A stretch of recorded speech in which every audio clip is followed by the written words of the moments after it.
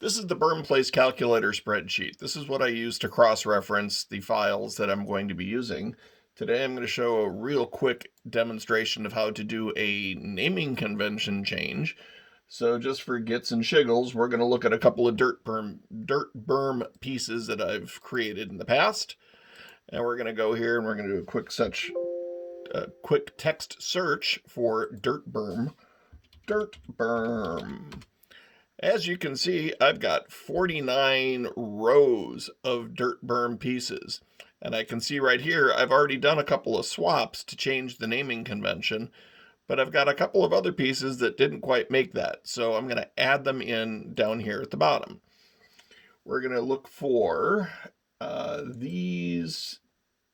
Hold on a second while I paste. We're going to look for these couple of pieces. And then we're going to take out the word missing shape file from that, because that's what came in from WorldFileHacker.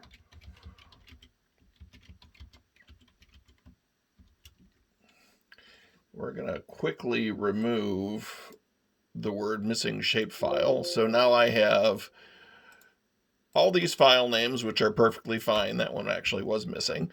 But here you can see we have 2L dirt berm, 100 RD, 2000 RDS. We've got a couple of them that seem to be missing altogether. Now, I know that these were created new, so those are there. But the 4 remaining are actually files that used to exist under different naming convention, and now we're going to quickly put in a rename. So here's the 4 that we're working with. I'm going to quickly paste those there.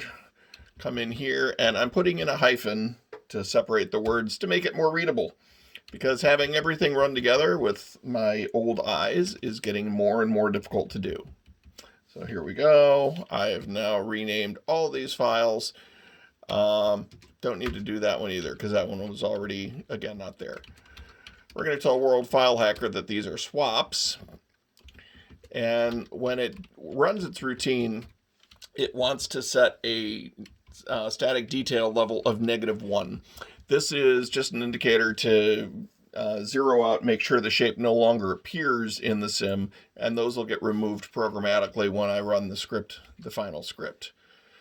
All right, so quickly I'm going to unclear this. I'm going to copy this, and you can see there's a whole bunch of things in here that are swaps, but then you come down here to the actual berms. So I look for this scale rail piece, and I'm going to put this type of berm with it. It's a static detail level of 0. There's a setting here called ignore angle. That's if you want something to stay straight. Otherwise, the default 0 will keep it to follow the angle of the track. And then I specifically put my berms up about 0.12 of a meter so that they come a little closer to where the track is. Other things that are in here, so we've got berms. Let's go down. So I've got switch machines that automatically show up with certain types of track types. The static detail level of 2 here is what I use in my indicator to add a ballasted deck section, but in some places it's also a bridge. Again, depends on the type of piece that it's there, and with the static detail level you can actually have a 90-meter section of track and have a deck. It could have a girder bridge. It could have a whole bunch of different things depending on the static detail level. All right, that's done. I'm going to come over here. I'm going to copy this. We're going to quickly go to my route directory, and I'm going to open up the bermplace.txt file. Control-Alt to remove everything. Paste in the new. I don't know if you can see the line count down here, but there are right now roughly 3,000 lines of swaps and scripting that I'm doing. I'm actually 4 away from breaking 3,000. So some of these are swaps, some of these are placements, but what I'm going to do is just quickly go in there. We're going to save the berm file place text. I'm going to close that directory, and then I'm going to go ahead and close and change my BermplaceCalculator. We're going to save that. I'm not going to keep the information on the clipboard because I just don't need it anymore. So let's go over here. We're going to take this long piece of log that we just created a few minutes ago for a 4-lane dirt berm 200 meter. I'm going to close SketchUp because I just don't need to keep that open. And I'm going to come over here and I'm going to quickly relaunch WorldFileHacker. So here you go. This is the new Open Rails version. I'm going to scan the directory, and this will take a little bit longer, but as you can see, it is right now reading every world file in the directory. Currently, I've got 5,000 rows of data that it's read, and I can already see in this swap count over here that it has already swapped out 4 file names. Hopefully, it's the ones that I just put into the file. And here we are just a few seconds in, I've already read through 17,000 lines of data. I know that there's about, I want to say 50,000 lines in this particular file. So we're about halfway done in reality, even though the progress bar shows a little bit less.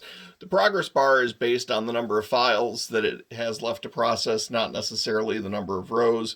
And I know it runs a little bit quicker once it gets to the more sparsely populated tiles than it does on the thick tiles, closer to downtown Chicago in this case.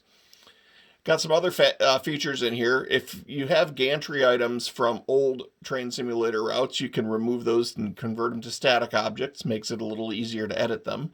You can delete yard cams, which were an old way of moving around in a route with the camera. You can also remove companions, which is useful. If you've already used WorldFileHacker to detail a route, you can actually remove all those companion objects to make editing your route a little bit easier. Sometimes without the berms, the gantry, or the viaducts, switch machines, it's just a little bit easier to see just the track. You can also mark the missing pieces. All right, it's already done. We have 54,000 lines of code that have been read from the world files. We have 16,000 clone objects, mostly berms, and I've swapped out the names on 77 different pieces of track. In my run log over here, it tells me a couple of things. I've got a couple of pieces that have a static detail level that's detailed in the route, but I don't have a companion piece defined. That's just kind of an advisory thing, and then the log also just kind of repeats what was done there. Now we're going to go do our mass entry, and we're going to rebuild the entire route. This is going to take all of the files in the route, which there's about 250, I believe, and it is right now rewriting the entire world file structure. In the case of static objects, it's reordering the UIDs within each file. It's leaving the track section UIDs and the road sections alone, as well as interactives, because those have a relationship in the TDB and the RDB and the other files, and you don't want to break that relationship. But this will fill in the gaps between the other UIDs and try to make the UID numbering a little bit more compact. That helps with memory. All right, now we're done. As you can see here, we've got a couple of alerts that have come up. We're missing some shape files. So this rock berm piece, this is one that I've created, but I just have to go and copy it over to the directory. Same thing with these 2 dirt berms. I've already created those. They're just not in the directory. And here, that's interesting. We've got another one that's got the wrong naming convention again. So I've got one more file to add into my swaps and fix on the next time I run WorldFileHacker. But as you can see, it really only took a matter of minutes. It took about 3 minutes to read the route, and it took less than a minute to actually write the route.